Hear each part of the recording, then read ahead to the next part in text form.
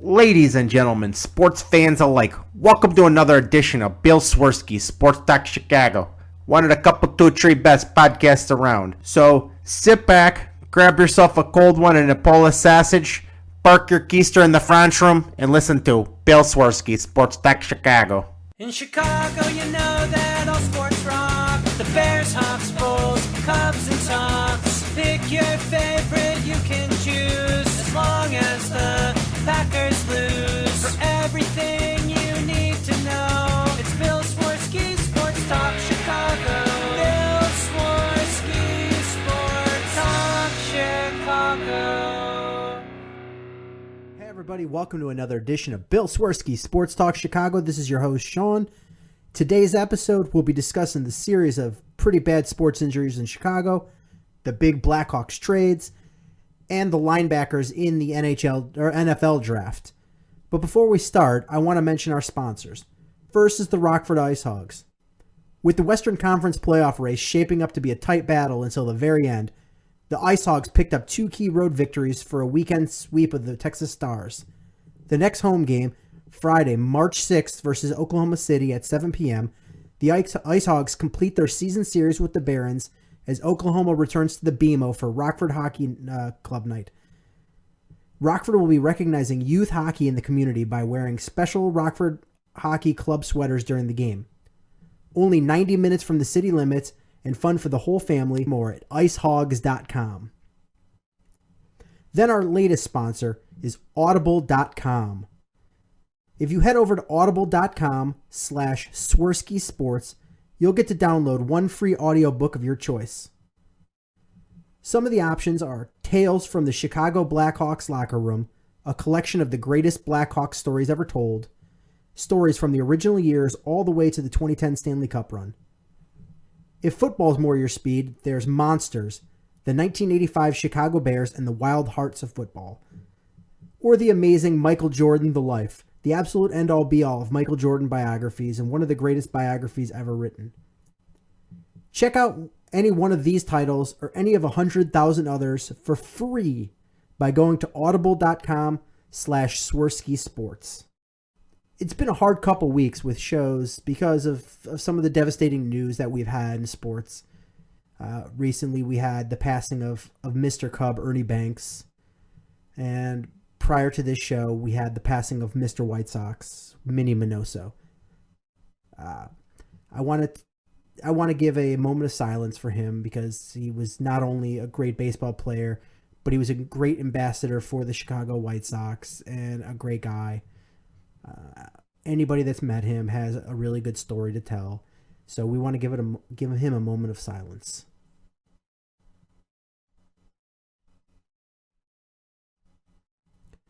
So, Minnie Minoso, may you find your way deservedly into Cooperstown. Following up the sad news is some disheartening news, and that's the injury front. We've got Chris Sale, out. Derrick Rose, out. Jimmy Butler, out. Patrick Kane, out. It's just the injuries keep stacking up and stacking up. Chris Sale's got the broken foot.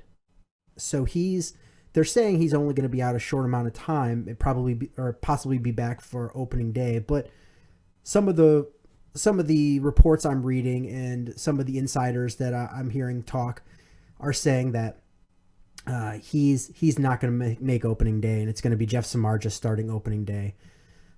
That seems pretty reasonable. To broken foot, and as a pitcher, you've really got to step use your feet to push off of. It's not like a position where you're going to be standing there and not using the foot.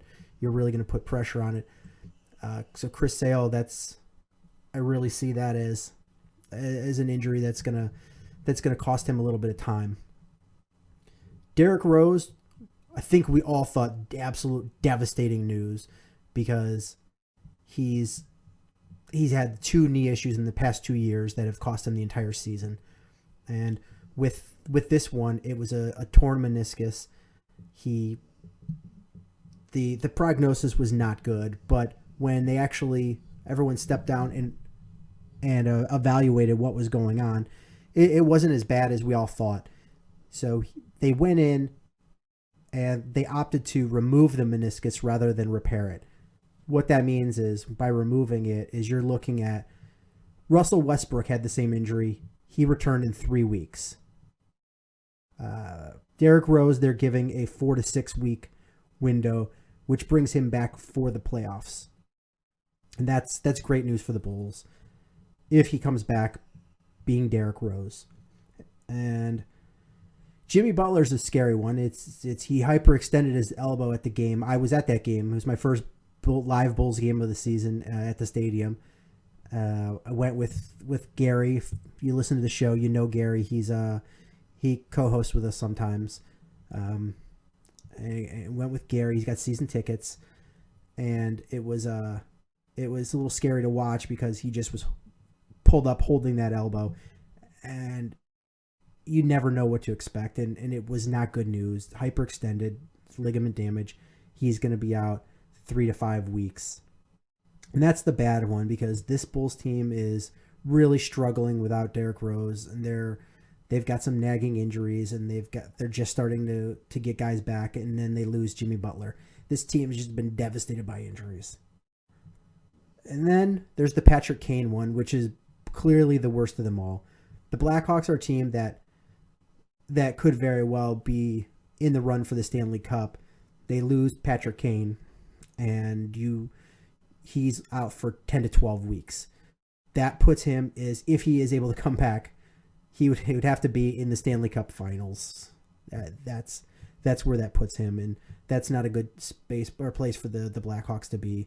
The only bright spot of that is, since it's a collarbone, he's going to be able to stay in shape and skate and things like that, because he's just going to be out for a short time in that sling where he can't skate. But then he'll be back. He'll be able to skate. And the clavicle, once that heals, it's not like that's an injury like the knee that could happen again. The clavicle, once that heals, it's healed. He had the surgery the day after. He got the clavicle repaired, and it's never gonna have another weak spot again. In fact, it might even be stronger than it was. So it's more of a just getting him back to be able to play. So while we're on the Blackhawks, we talked about the Kane injury, and that sort of shined the light on the Blackhawks for their struggling offense. They've just haven't been able to put it up on any points on the board. Really struggling to score. It's not looking so good for them. But the problem is that it's not the offense that's really that bad. It's the defense that's been atrocious. You've had really, really poor play by Michael Roosevelt, who's a veteran. You're still looking to recover from the TVR injury. Seabrook's not playing that well. You're having problems finding somebody to be in that third pair because Roosevelt's not playing well. Rundblad's not playing that well. And you've got some like Tim Erickson, who actually got put on waivers. That's playing in there a little bit, and you're just doing it by committee, and you're having just a lot of inconsistent play, and it's really frustrating. And you can watch the Blackhawks just struggle so hard on defense, and that's been the big problem in my book. And you've got Oduya hurt, and he wasn't playing that well before the injury, and that was where my concern comes from. And the one bright spot of Patrick Kane's injury is it gave them some financial flexibility. So the issue with the salary cap in the NHL is, if you do have a player injured and they go on long-term injury, you get some sort of cap relief, unlike some of the other sports. That allowed them to do what they ended up doing. They brought in a veteran defenseman in Kimmo Timonen, and they brought in a veteran second line center in Antoine Vermette. So first we could talk about the Timo Timonen signing. If that name sounds familiar and you're not a huge hockey guy, he was on the ice for the Flyers when Patrick Kane scored the series winning goal to win the cup in the Stanley Cup in 2010, he was on the ice. When he's at his best, he's a phenomenal defenseman, and he can bring a lot of stability. He brings us something that the Blackhawks defenders currently really don't have. Is he's got a low center of gravity. He's not an overly big guy, but he's a low center of gravity, hard to move off the ball or the puck, and he can move the puck or people off the puck himself. If he's able to come back, and he hasn't played at all this year. Tonight's game, I'm recording this during the game, tonight's game is going to be his first game of the entire season. He missed it with blood clots.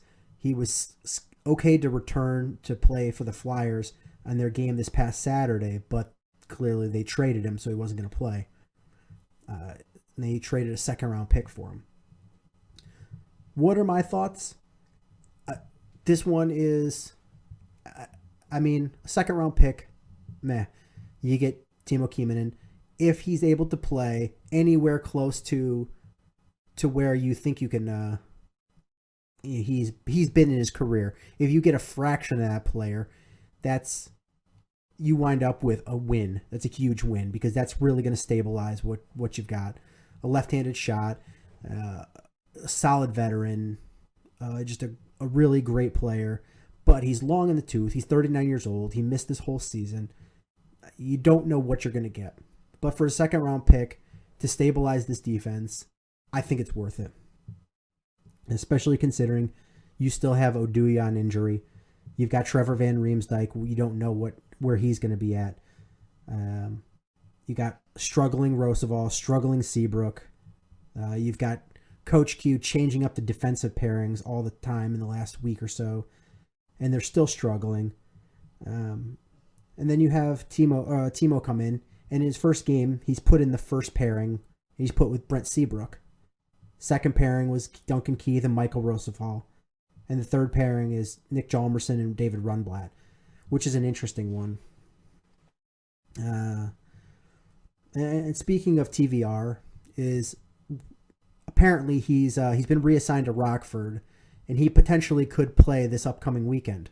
So that's another reason for you guys to go this weekend to go see the Ice Hogs. Is they'll be at home Friday and Saturday, March 6th and 7th. You can go see TVR play potentially. I'm planning to go to one if not both of those games, and hopefully have TVR on the program. So the Timo one is an easy pickup for me. I don't mind that one at all. I think that's something they need. It's hopefully shores up what they have, at least through when Oduya comes back from the injury. And the best case scenario is TVR comes back from his knee injury, plays at Rockford, looks like he doesn't miss a beat, gets into game shape a little bit, comes back and is able to play for the Blackhawks on the playoffs. Because even though he was just a first-year player for the Hawks, he was playing at a high level, much higher than you expected, and you can see how much better the defense was when he was playing versus once he went out. So best case scenario is you get Oduya back healthy, refreshed from being out for a couple weeks, TVR back, and a healthy Timo Kieminen, and that can be the difference between winning and not winning. Then there's the big splash trade, which is you got rid of you gave up a lot, but you get Antoine Vermette, and that's a huge pickup. Antoine Vernette's not a superstar like Jonathan Taves or Patrick Kane or Marian Hossa, but he's a really solid two-way center, and he is going to fill that second line center spot really well. He's one of the top 10 guys in hockey, I believe, at face-offs. He's a solid two-way guy. You gave up Ben Smith, which we'll talk about in a second, but he's going to be able to more than replace Ben Smith on the penalty kill. He's a great center, and what that does is it moves Brad Richards down, which we hoped best case scenario before the season started could be that second line center, but he's really had a drop off in play. It moves him down to third, keeps Marcus Kruger as the fourth line center, and frees up Andrew Shaw from having to play center to going back to wing. And why is that important? Is playing center, you're not getting the best out of Andrew Shaw. You're getting a player who's struggling on defense and not playing the game he's known for. Instead, you're going to be able to move him out on the wing. He's going to have to worry less about the responsibilities of being a centerman, not have to worry about faceoffs, and he's going to be able to come down and crash the net hard and be able to be that agitator guy we know and love about him. Hopefully that re-sparks Andrew Shaw come close to the playoffs. So with the new lineup, we're looking at the first line, Chris Versteeg, Jonathan Taves, Marian Hossa. Second line, Antoine Vermette at center. Right wing, Saad, left wing, Sharp. Third line, Brad Richards at center. Sean Bickle on the wings. And the fourth line, Marcus Kruger with Carcillo and Joakim Nordstrom on the wings. So with Antoine Vermette, you're like I said, you're getting a solid guy. He can put points up. Good defensive center, two-way center, can play penalty kill, power play, win the faceoffs. He's exactly what you need, stabilizing that second line. But it's a steep cost that you had to give up for him. Is you gave up Klaus Dahlbeck, who I really, really liked. He's my favorite of the young defensemen for the Blackhawks. And a first-round pick next year. That's a steep price to pay for a guy that you're just getting as a rental. I don't know if you're going to be able to afford him next year. He's making $3.5 million this year. That's a steep price. We will see. They also made one more move, which was a Ben Smith traded to San Jose for Andrew Desjardins. And this was just a salary dump. Even with that $5 million cap relief from Kane being injured, there was not enough cap room to be able to keep Teuvo Teravainen up for the playoffs, and you really want him for his scoring and passing. So they traded Ben Smith to San Jose, and the guy that they got, Andrew Desjardins, he's going to be, all his salary is going to be picked up by San Jose. So it's basically a salary dump. You're getting a guy who's going to be coming off the books at the end of the year. Desjardins, his contract runs out at the end of the year. He's a centerman, but he's mostly known as a tough guy and a fighter. I don't know if we'll actually see him play. We shall see. And that's really about it about Blackhawks. Is they've still having some struggles on offense, but we're starting to get these new pieces in. We'll see what happens. They're coming off the rough home stretch, but then they go and have some good wins against the Florida Panthers, but a tough one against Tampa Bay, coming back home. And we shall see. We'll see how this plays out. Hopefully next week we have a little more answers for you. How is Vermette fitting its center, the second line center? How is pushing Brad Richards down to the third line center going to affect things? Moving Shaw out. How are they going to respond to missing Ben Smith? Even though he's been struggling, he was a solid contributor last year. We'll see. Moving on to the Bulls a little bit. It's another team where they're having their struggles. Yeah, they're already out Derrick Rose, who, even though this team has a lot of people that can score, if you watch them play, they just don't have anybody that's penetrating. They're settling for way too many jump shots and way too many three-pointers. And if you have a rough shooting night, driving the lane is never going to get. You're not going to miss. You're not going to miss too many layups doing that. But if you're having an off night shooting, three-pointers are going to be hard to come by. Also, they're still having problems with rebounding. Sure, they've got big guys in Mirotic. You've got a big center in Joakim Noah. You've got Paul Gasol. But they're just not physical on the boards. You've got Taj nursing in a walking boot. I forgot to mention that. Taj Gibson's in a walking boot. You've got Taj in a walking boot. You've got Joakim Noah still coming off of the injury. Paul Gasol with an illness. It's you're not getting the rebounds you need. You're giving up way too many offensive rebounds. Look at the last game against the Clippers where Butler got hurt. I'm drawing a blank on his name, from the Clippers, had 25 rebounds. They had so many plays where they were giving up multiple offensive rebounds on the same offensive series. You can't do that as well as settle for jump shots and win. This team is really going to struggle without Derrick Rose, and it's not from lack of talent. It's from lack of having a guy that'll drive the lane.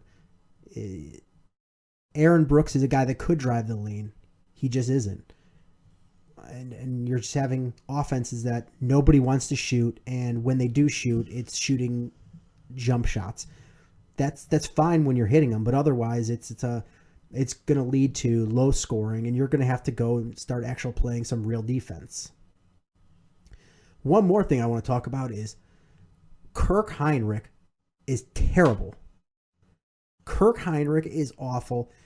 He just needs to hang him up. He needs to retire because he can't play anymore. His defense isn't good anymore. He can't shoot. It's just watching a sad old man out there. It's really pathetic, and I don't know why Tom Thibodeau is so hell-bent on keeping him in the lineup, especially when you got guys like Etwan Moore, who's playing better, and you've got Tony Snell, who's playing the best he's ever played in his career. It's a position where you got to start benching Kirk, and I get that he's got a lot of experience, but he's just playing so bad. I mean, against the Clippers, he was 0-4.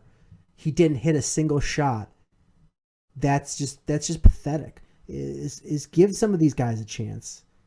Let Etwan Moore come in. Let Tony Snell play some more minutes. Let Mirotic dropped 29 on the Clippers. Let those guys play more. That's where you're going to get your best effort, especially until Derrick Rose comes back, and hopefully Derrick Rose comes back healthy. As it stands right now, the Bulls are in the third place in the Eastern Conference, and they were in second place. Toronto passed them up, and Toronto is not playing well. They lost a bunch in a row. The Bulls were hot on their tail to get that second spot, but now it's looking like Cleveland might even overtake them, and possibly even Washington.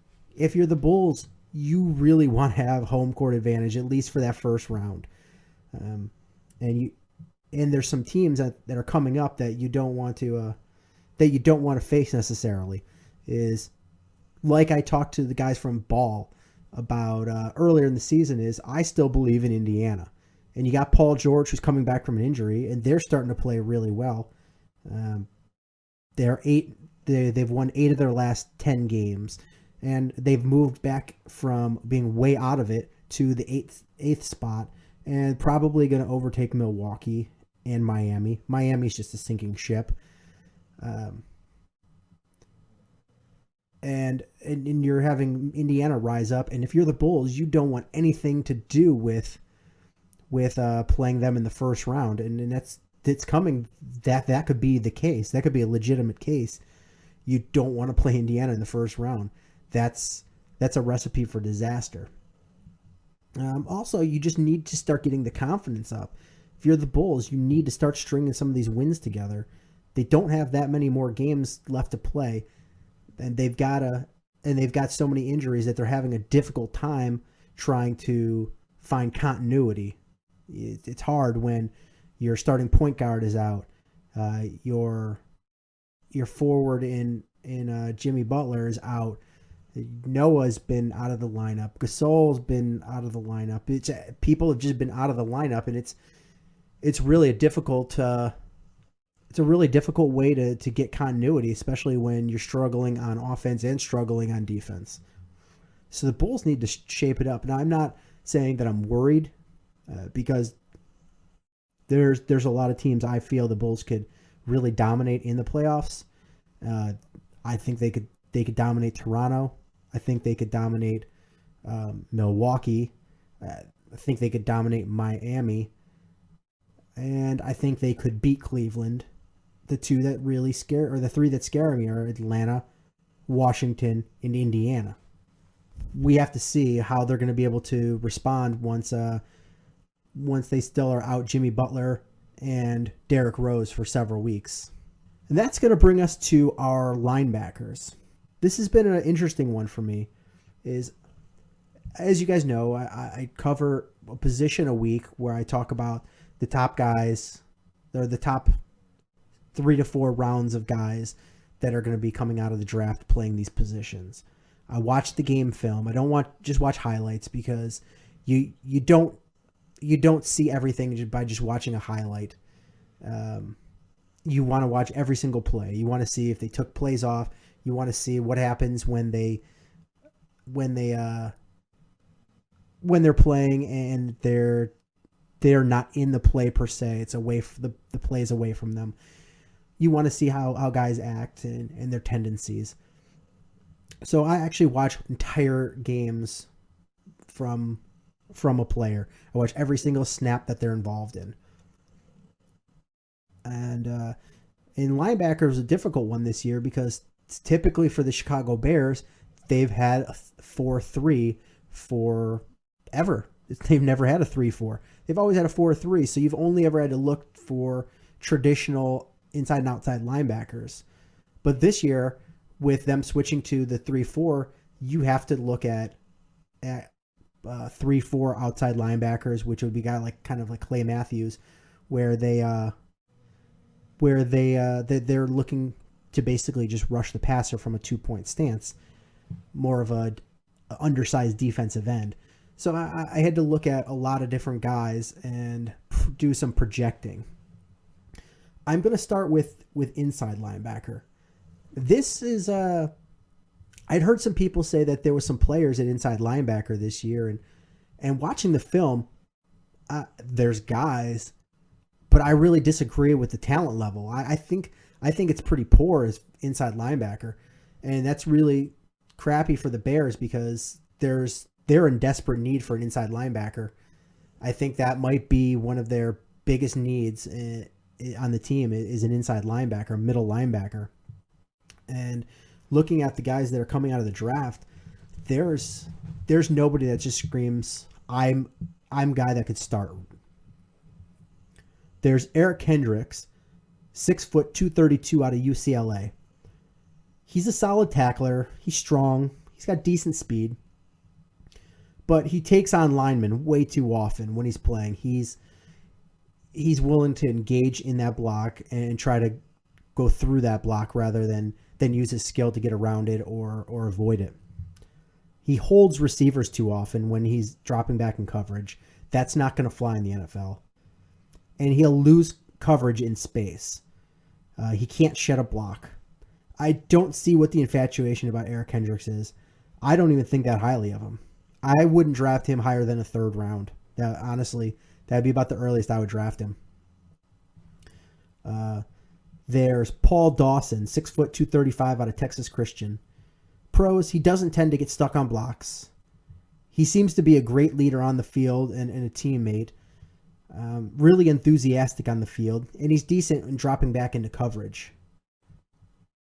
But some of the cons, he had a really, really rough time playing against the speed of Baylor, which scares me a lot, because in the NFL, you're going to be facing a lot of speed. So if facing a speed team like Baylor makes you look bad, I don't know how that's going to make you project in the NFL.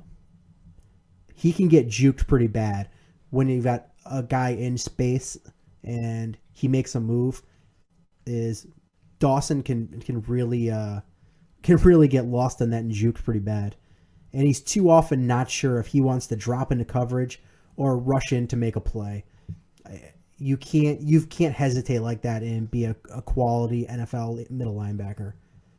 I actually do like him better than Kendricks, but again, I wouldn't touch Dawson in the first 2 rounds.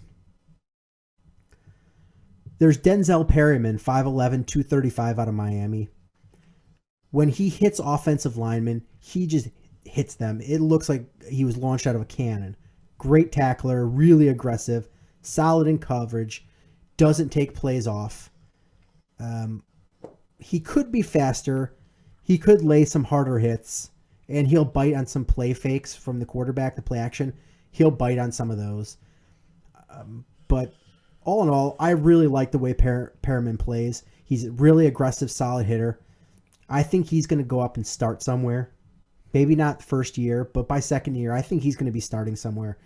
He's the guy I like at middle linebacker in this draft. Then there's Benardrick McKinney, 6'4", 246 out of Mississippi State.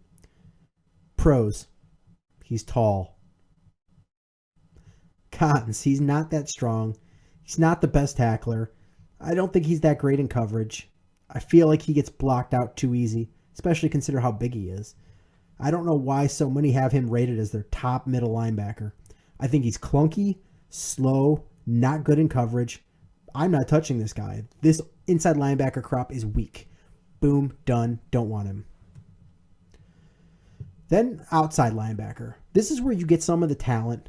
I think there's a lot of talented outside linebackers as far as 3-4 outside linebackers, but 4-3 outside linebacker. So guys like that, when I say 4-3 outside linebacker, a guy like Lance Briggs, that he plays 4-3 outside linebacker. He plays a traditional linebacking role in a 4-3 defense, whereas the 3-4 outside linebacker, he's going to line up and just rush the passer or drop back into coverage. Again, like a guy like Clay Matthews. So outside linebackers, you've got Dante Fowler, 6'3", 261 out of Florida. Pros, he's a natural pass rusher. He just has this instinct of how to get to the quarterback. He played essentially that outside linebacker spot at Florida. He can play with his hand in the dirt in a 3-point stance or in a 2-point stance. He dropped back into coverage really well. Great hustle. If you watch in the Alabama game, he had the TD return for a touchdown, and he had a fumble recovery where he caused the fumble, went down the field. Several people had the ball or the puck, the ball, and lost it, and he ended up with it. Some of the cons, though, is he allows himself to get swallowed up by blocks too easily. He's not a great run stopper. He's going to need to tackle better and get stronger. He could potentially be a Clay Matthews, but he needs to continue to work. All that raw talent and hustle, it's really impressive, but he needs to develop some of the more sophisticated pass rushing moves. He's got the raw talent to get to that quarterback, and if he can be mentored well, he's going to be a really, really unstoppable force as a pass rusher. I would love potentially them to get him at number 7, but I do have some question marks, and hopefully a Vic Fangio can help him develop and be this force to get to the quarterback and really smash guys like Aaron Rodgers and Matt Stafford. Then there's Vic Beasley, 6'3", 246 out of Clemson. He's powerful. He's well-developed pass rushing moves, quick, fast, disruptive, a good competitor, solid against the run, especially considering his size, and he can shed blockers on run plays pretty well. Cons, he did play on a really dominant line. So the question is was he dominant because the people around him were dominant, or were the people around him dominant because he was dominant? I think he needs to learn not to get held up by offensive linemen on passing downs. He sometimes just gets caught up and can't break away from it. But the question I have is, can he drop back into coverage as a linebacker? I don't see him as a defensive end in a 4-3. I see him as a 3-4 defensive end or a 3-4 outside linebacker. But you got to figure out whether he can drop back and play coverage. He's a fast, powerful guy, played well against top talent. He didn't just beat up on weak competition. He beat up on good competition. Not as instinctual as a pass rusher as Fowler was, but he's much stronger and has way better technique and was way better against the run. I like Beasley better than I like Fowler, if you're looking to the guys how they are right now. I think Fowler has a higher ceiling, but as they are guys right now, I think Vic Beasley's much better. Then there's Shaq Thompson, 6', 228 out of Washington. Pros, he's fast and he's athletic. He's got a great nose for the ball, quick to the ball, good coverage skills. Cons, he looks smaller than he's listed. They listed him at 6'1", 228. He just doesn't look like that. He doesn't always tackle. He sometimes uses his shoulder. If you're watching him, I totally see that he's a 4-3 outside linebacker. He plays a bit like a strong safety, but I don't think he has the speed to be a strong safety. He's not big and strong enough to be a 3-4 outside linebacker, but he's going to have to get stronger to play in the NFL anyway. But he's got the athletic ability. So don't look for the Bears to get him, because I really don't think he's going to play the role that they're going to need in that 3-4 defense. Eli Harold, 6'3", 247 out of Virginia. Pros, he is long, aggressive, hustles on plays, quick around the corner. Cons, his only move to the quarterback is his quickness. He doesn't have really any other moves. He can't disengage from blocks. He's a bit slow. He's quick, but he's not really fast. He's going to need to get stronger. I really see him as an undersized 4-3 defensive end rather than a 3-4 outside linebacker, just because of his inability to be fast and be able to drop into coverage. I think he's going to have to work with a veteran coach or a veteran defensive end to develop some more sophisticated pass rushing moves if he wants to have a career in this league. Then there's Holy Kikaha, 6'2", 253 out of Washington. He's powerful, quick off the edge. He's a high motor guy.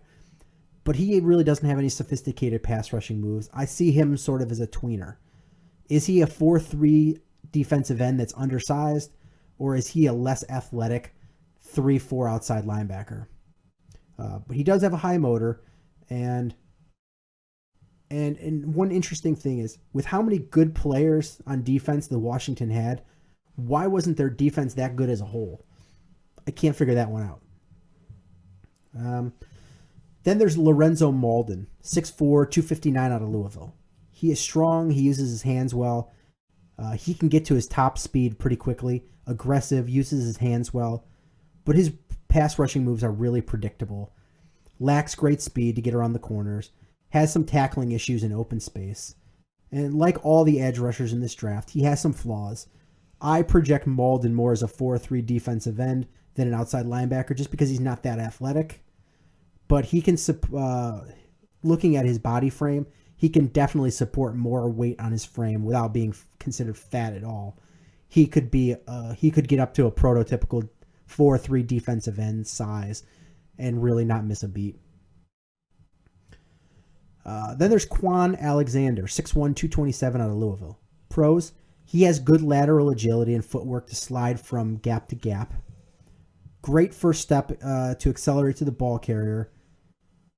He's got good range, can pursue from sideline to sideline and chase down ball carriers. He's got good closing speed, either on the ball carrier or the quarterback. Good hands. Shows good bend in his ankle and flexion. And some of the cons, though, he plays with a really bad pad level, loses ground in the run defense because of his bad leverage.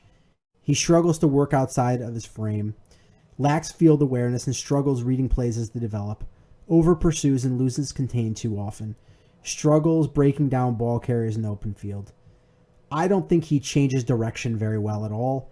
He stands up way too upright to be effective. I don't see him as having a future in the NFL, honestly. He was the last guy I sort of covered. I think there's a big drop-off when you're talking guys. And you have some of the top guys, defensive, outside linebacker / defensive end. And I didn't talk about all the top guys because there's some guys that are clearly defensive ends and they're listed as defensive ends. I'll cover them when I cover the defensive ends. But right now I was covering guys that are listed as linebacker. And I guess that's going to wrap it up for the show. If you guys have any players that you think I missed, please contact me and let me know. You can contact me through swerskisports.com, Twitter @SwerskiSports, Facebook.com/SwerskiSports. And I promise you, any guy you email me or contact me about and say, hey, Sean, can you check this guy out? I will go back and watch him and give you a report. I'll have more of a breakdown of players when we get closer to the draft. I plan to do not a mock draft because I don't know all of the team needs and more of the intricacies of some of the other teams that I do the Bears. So it would be really unfair to say, oh, I know who Kansas City's going to draft. I'm going to go through, though, and try to realistically pick who I think the Bears would be a good fit for the Bears. So with that, I'm going to sign off, and we'll have more coverage for you as we get closer to the NHL and NBA playoffs and the season. The Cubs and White Sox are starting to play some spring games, and we can see how that goes and start talking more baseball. But until then, thanks for listening, and until next time, bear down. Cubs win! What a lucky break! The good Lord wants the Cubs to win! We thank Ditka and God for all they have provided. Cubs win! Cubs win! Cubs win! Oh, I don't want her. You can have her. She's a Packer fan. She can't fit in my van. And she looks like number New Yorkers. Smoking crack is not legal on planes. Bears 31 to -7. The Bears. Oh, when the Bears